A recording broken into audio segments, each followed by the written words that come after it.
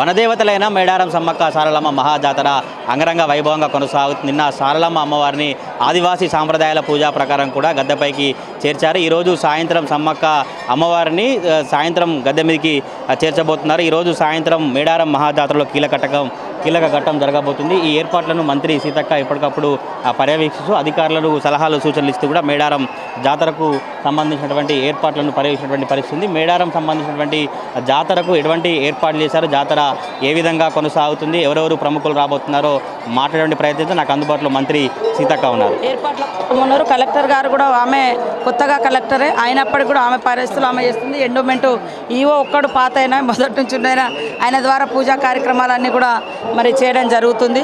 భక్తులు ట్రావెలింగ్ అంటే బస్సెస్ కానీ ప్రైవేటు వాహనాలకు దారులు కానీ అదేవిధంగా ఇక్కడికి వచ్చినాక క్యూ లైన్లు కానీ భక్తులు ఎట్లా పెరుగుతున్నారో మీరు చూస్తున్నారు. క్యూ లైన్లు కానీ మంచినీటి సౌకర్యం కానీ టాయిలెట్స్ కానీ ఇవన్నీ కూడా ఎప్పటికప్పుడు చేసుకుంటూ అందించడం జరిగింది. ఒక్కొక్కసారి జనాలు విపరీతంగా పెరిగినప్పుడు కూడా పోలీసుల మీద కొద్దిగా ఒత్తిడి పెరుగుతుంది. అధికారులకు కూడా చెప్పినాం. పోలీసు యంత్రాంగం కూడా చాలా స్మూత్గా డీల్ చేయాలని వారు కూడా వాళ్ళ పనిని కూడా రోజు మెరుగుపరుచుకుంటున్నారు. ఈరోజు సాయంత్రం సమ్మక్క ఆగమనం ఏ విధంగా కొనసాగుతుంది, ఏర్పాట్లు ఏ విధంగా చేశారు? నిన్న సారలమ్మ తీసుకొచ్చే క్రమంలో పెద్ద ఎత్తున జంపన్న దగ్గర కావచ్చు భక్తులంతా ఎక్కువ వచ్చారు. ఇవాళ సమ్మక్క దగ్గర కూడా ఆదాయంగా ఉండదు. ఏం చెప్తారు ఈసారి? ఇంకా అంటే జనరల్గా మనం సారలమ్మని తీసుకొచ్చేటప్పుడు అంత మంది ఉండరు, కానీ ఈసారి క్రౌడ్ కూడా బాగా లక్షల మంది వచ్చారు. మాకు కూడా చాలా సంతోషము, కానీ అంత ఎక్స్పెక్టేషన్ చేయలేదు పోలీస్ అధికారులు కానీ మేము కానీ. అంటే మనకు మేజర్గా సమ్మక్కని తెచ్చేటప్పుడే లక్షల మంది ఉంటారు అనేది ఉంటుంది భావన. కానీ సారలమ్మని తీసుకొచ్చేటప్పుడు కూడా దాదాపు 20 లక్షల మంది ఆ ఏరియాలంతా వచ్చి ఉన్నారు. అయినా కూడా ఎలాంటి చిన్న ఆటంకం అయితే జరగలేదు. మాకు మేజర్గా ఏంటంటే పూజారి ఆరోగ్యం బాగాలేకుండా ఉండే హాస్పిటల్లో ఉండే సారలమ్మ పూజారి. అయినా అంత దూరం నుంచి నడవడం ఎట్లా అనే బాధ ఉండే, కానీ ఆ తల్లి దయతోటి నడుచుకుంటూ తీసుకొచ్చి జరగాల్సినటువంటి కార్యక్రమం అనేది జరిపి మళ్ళీ వారికి ట్రీట్మెంట్ను కూడా అందిస్తూ ఉన్నటువంటి పరిస్థితి. కాబట్టి ఈరోజు కూడా మంచిగా ఇంకా బ్రహ్మాండంగా చేయబోతున్నాం. అధికారులందరూ కూడా అప్రమత్తంగా ఉన్నారు. పూజార్లతో కూడా వారు ఎప్పటికప్పుడు కూర్చొని మాట్లాడుకుంటున్నారు. సీఎం రేవంత్ రెడ్డి కావచ్చు ప్రముఖులు ఎప్పుడెప్పుడు రాబోతా ఉన్నారు, వారి ఏర్పాట్ల విధంగా ఉన్నాయి మేడం? 11 గంటలకు గవర్నర్ గారు వస్తారు. 1 గంట 2 గంటల మధ్య సీఎం గారు వస్తారు.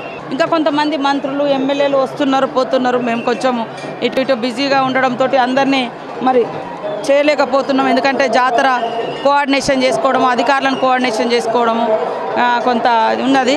ఎవరు వచ్చినా దేవుని దగ్గర దయచేసి హై ఎక్స్పెక్టేషన్ చేయొద్దు.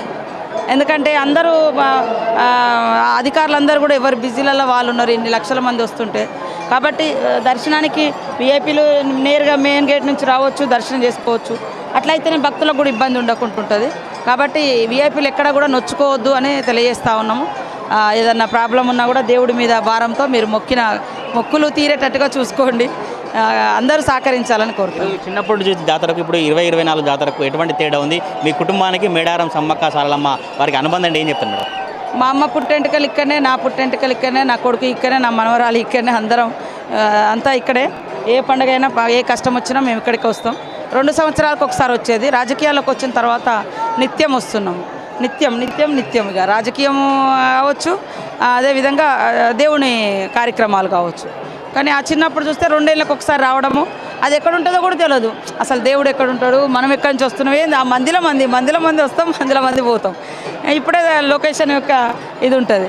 కాబట్టి పుట్టెంటుకలతోటి వచ్చి అదేవిధంగా 3 రోజులు నడిచి రావడం, 3 రోజులు ఇక్కడ జంపన్న వాగులో స్నానం చేయడం, 3వ రోజు సమ్మక్కకు శుక్రవారం నాడు మొక్కులు చెల్లించడం, సమ్మక్క సారలమ్మ. 3వ రోజు సాయంత్రం మళ్ళీ తిరుగు ప్రయాణం చేసి 3 రోజులు నడిచిపోయి మళ్ళీ బుధవారం నాడు ఇంటికాడ పండుగ చేసి ఊరోళ్ళందరికీ ఇక్కడ బెల్లం తీసుకెళ్ళి పంచి అట్లా మాకు 15 రోజుల పండుగ. దాదాపు బుధవారం ఎదురు పిల్లలతో స్టార్ట్ అయితే ఒక ఎదురు పిల్ల ఊర్లో ఇచ్చుకుంటాం. ఇక్కడ ఒకసారి శుక్రవారం నాడు మొక్కు చేసుకుంటాం, మళ్ళీ బుధవారం వేస్తామని ఇంటికాడ ఇచ్చుకుంటాం. ఇట్లా 3 బుధవారాలతో మాకు ఈ దేవుడితో లింకు బంధం ఉంటుంది అన్నట్టు. చివరిగా రాష్ట్ర ప్రజలకు ఏం చెప్పాల్సిందంటే, మీ ప్రాంతంలో ఒక మేడారం మహాజాతర కొనసాగుతుంది. మీరు మంత్రిగా రాష్ట్ర ప్రజలకు రాష్ట్ర భక్తులకు ఏం చెప్తారు? రాష్ట్ర భక్తులందరికీ కూడా ఇక్కడ ఒక వజ్రాలు లేవు, వైడూర్యాలు లేవు, విగ్రహాలు లేవు, గోపురాలు లేవు. జస్ట్ మీరు చూస్తే కంకవనం వచ్చింది, తర్వాత తల్లి యొక్క ప్రతిరూపం వస్తుంది. అక్కడ కూడా నిన్న పగడిద్దరాజు, గోవిందరాజు ఇవన్నీ కూడా ప్రతిష్ఠింపజేశారు. ఒక నమ్మకం, విశ్వాసానికి ప్రతీక. ఆ విశ్వాసము, నమ్మకము, మొక్కులు తీరుస్తున్నారు అనేటువంటి భావన భక్తులలో ఉంది కాబట్టే వాళ్ళకు రియల్గా అవుతుంది కాబట్టే ఇన్ని లక్షల మంది పిల్లా జల్లలతోటి ఆ రకంగా వస్తున్నటువంటి పరిస్థితి. ఆ కీర్తి 1000 ఏళ్ళు ఉండాలి తల్లుల కీర్తి అని ఆ తల్లుల బిడ్డలుగా మేము భావిస్తా ఉన్నాం.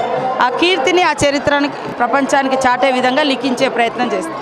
ఇది ఆ మంత్రి సీతక్క అభిప్రాయం. అయితే మేడారం మహాజాతరలో ఇవాళ కీలక ఘట్టం ఆవిష్కృతం కాబోతుంది. నిన్న సాయంత్రం సారలమ్మ అమ్మవారికి గద్దెపైకి తీసుకొచ్చినటువంటి పరిస్థితి కనబడుతుంది. మేడారం మహాజాతరకు సంబంధించి అన్ని ఏర్పాట్లు పూర్తి చేశాం. రేపు సీఎం రేవంత్ రెడ్డి గవర్నర్ రాబోతున్నట్టు మంత్రి సీతక్క చెప్తా ఉన్నారు. కెమెరా పర్సన్ పవన్తో తిరుపతి ప్రైమ్ న్యూస్ మేడారం.